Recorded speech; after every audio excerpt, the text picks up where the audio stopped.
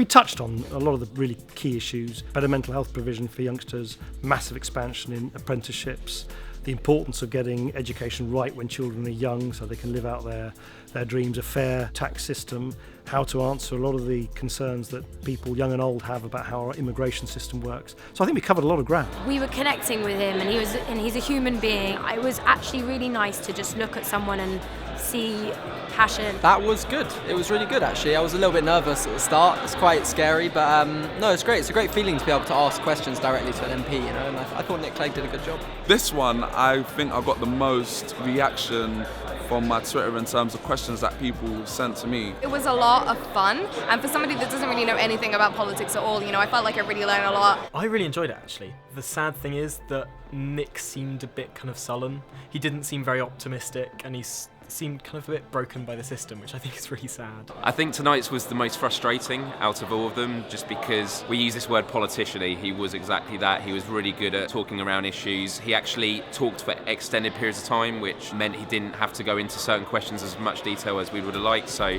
yeah, I was annoyed. It was good. I would have liked less of kind of the politician's answer from Nick Clegg. I think he dodged a lot of questions about the role of race in immigration, which is a big thing for me.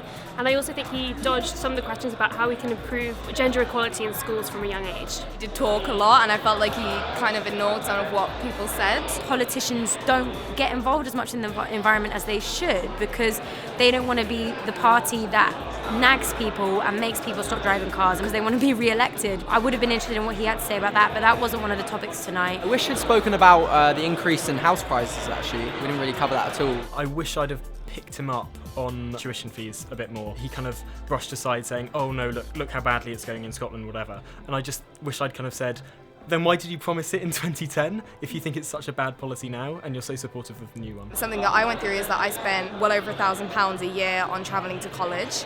Obviously something that my mum couldn't pay for, so I had to pay for it out of my own money.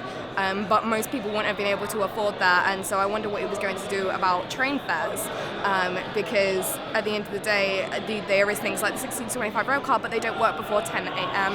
And obviously travelling to school is going to be about 7 or 8 o'clock in the morning, so it doesn't make any sense. And you know, I really hope that it's something he does plan to change in the future. Halfway through, I felt that I probably would vote Lib Dems actually. Then towards the end, he just messed it up completely. In a short amount of time, it's very easy for politicians to depend on these very short, quick answers that they know will appeal to the large group of the public without exploring the complexity of these issues. After tonight, I'm a maybe Nick. I just agree with kind of half the stuff he says. After that, definitely more yes, Nick. I'm still a bit confused. I like Natalie Bennett, she was cool, man.